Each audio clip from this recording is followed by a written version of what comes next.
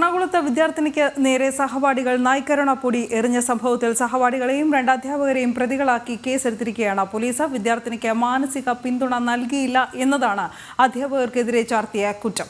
സഹപാഠികളായ 2 പെൺകുട്ടികളെ കൂടി ഇതിൽ പ്രതി ചേർത്തിരിക്കുന്നു. ജിജീഷ് കരുണാകരൻ കൂടുതൽ വിവരങ്ങളുമായി ചേരുന്നുണ്ട്. ജിജീഷ്, വിശദാംശങ്ങൾ ആദ്യം.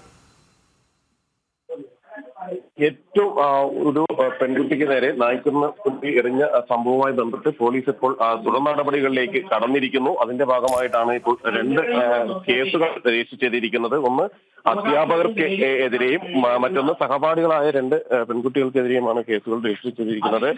ഇതിൽ നേരത്തെ തന്നെ പോലീസിന്റെ ഭാഗത്തുനിന്ന് കർശനമായ നടപടികൾ ഉണ്ടാകുന്നില്ല എന്ന പരാതികൾ പെൺകുട്ടിയുടെ മാതാപിതാക്കൾ രക്ഷകർത്താക്കൾ ഉന്നയിച്ചിരുന്നു. മാത്രമല്ല ഈ നേരത്തെ സംഭവിച്ച 3-ാം തീയതിയാണ് ഈ ഒരു സംഭവം നടക്കുന്നത്. പെൺകുട്ടിയുടെ നേരെ നായ്ക്കരണപ്പൊടി എറിയുന്ന സംഭവം. അത് ഇതുമായി ബന്ധപ്പെട്ട് സ്കൂൾ നൽകിയ ഒരു വിശദീകരണം എന്ന് പറയുന്നത് വിദ്യാർത്ഥികൾ പരസ്പരം ഒരു പെൺകുട്ടി നായ്ക്കരണ പൊടി കൊണ്ടുവന്നു. അതിനുശേഷം വിദ്യാർത്ഥികൾ തമ്മിൽ പരസ്പരം അത് എറിഞ്ഞ് കളിക്കുകയായിരുന്നു. ഇതിനിടയിലാണ് പെൺകുട്ടിയുടെ ദേഹത്തേക്ക് വീണത് എന്നാണ്. എന്നാൽ പെൺകുട്ടി നൽകിയിരിക്കുന്ന മൊഴി എന്ന് പറയുന്നത് തന്റെ ദേഹത്തേക്ക് തന്നെ ഈ നായ്ക്കരണപ്പൊടി എറിയുകയായിരുന്നു, മനഃപൂർവ്വം എറിഞ്ഞു. അതിനുശേഷം വലിയ ശാരീരിക പ്രശ്നങ്ങൾ തനിക്ക് അനുഭവപ്പെട്ടു.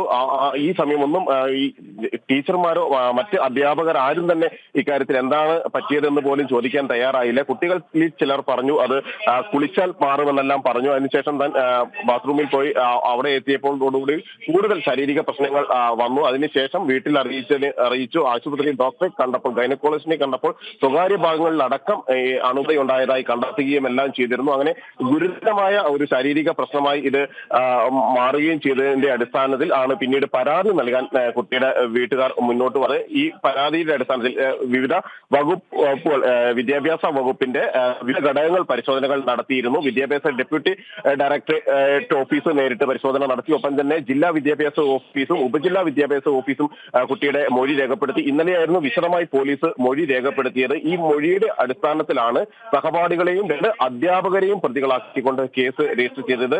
വിദ്യാർത്ഥിനിക്ക് മാനസിക പിന്തുണ നൽകിയില്ല എന്നതാണ് അധ്യാപകർക്ക് എതിരായ കുറ്റം. കാരണം ഇത്തരമൊരു സംഭവം അറിയിച്ചിട്ടും അക്കാര്യത്തിൽ യാതൊരു നടപടിയും സ്വീകരിച്ചില്ല. മാത്രമല്ല PTA-യും അധ്യാപകരും ഒന്നും തന്നെ തിരിഞ്ഞു നോക്കിയില്ല എന്ന കാര്യം കൂടി പെൺകുട്ടി ഉയർത്തുന്നുണ്ട്. ഒപ്പം തന്നെ പെൺകുട്ടിയുടെ മാതാവും ഈ കാര്യത്തിൽ അവർ നൽകിയിരിക്കുന്ന പ്രതികരണങ്ങളിൽ അക്കാര്യങ്ങൾ ചൂണ്ടിക്കാണിച്ചിരുന്നു.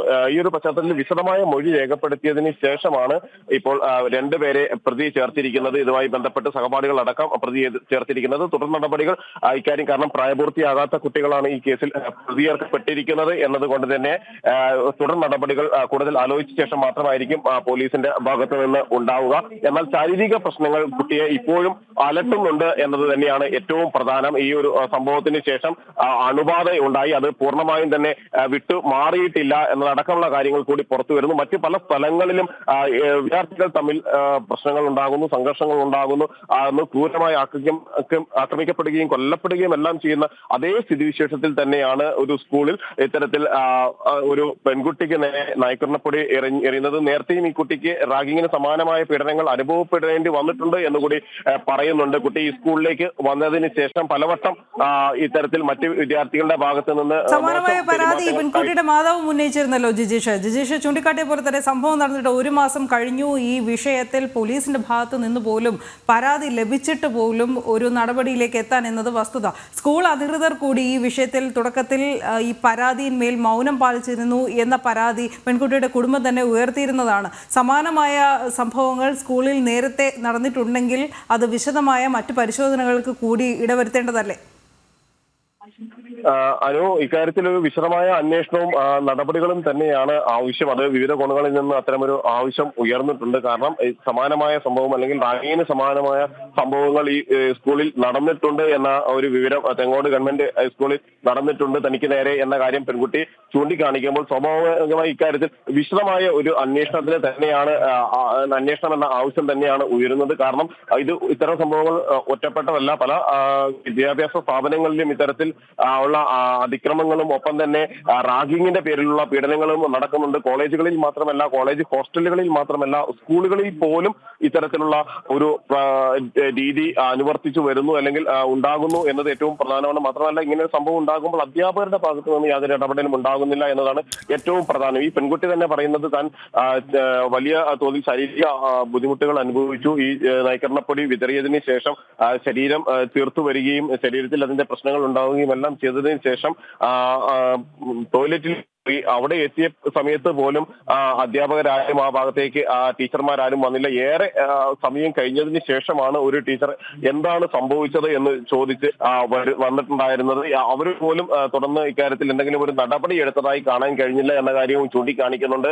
വളരെ വൈകിയാണ് പെൺകുട്ടിയുടെ അമ്മയെ ഈ ഒരു സംഭവം അറിയിക്കുന്നതും അമ്മ വീട്ടിൽ നിന്ന് വന്നതിന് ശേഷം മാറി പെൺകുട്ടിയെ വീണ്ടും തിരിച്ച് വീട്ടിലേക്ക് കൊണ്ടുപോകുന്നത്. അതിനുശേഷം ഈ ശാരീരിക പ്രശ്നങ്ങൾ അനുഭവപ്പെടുന്നുണ്ട്.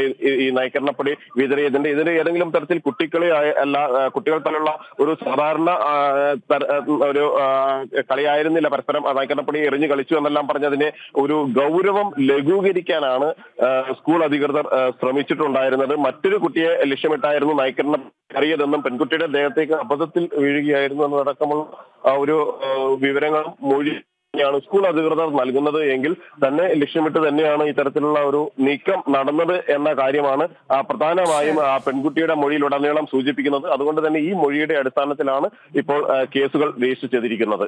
ശരി ജിജേഷ്.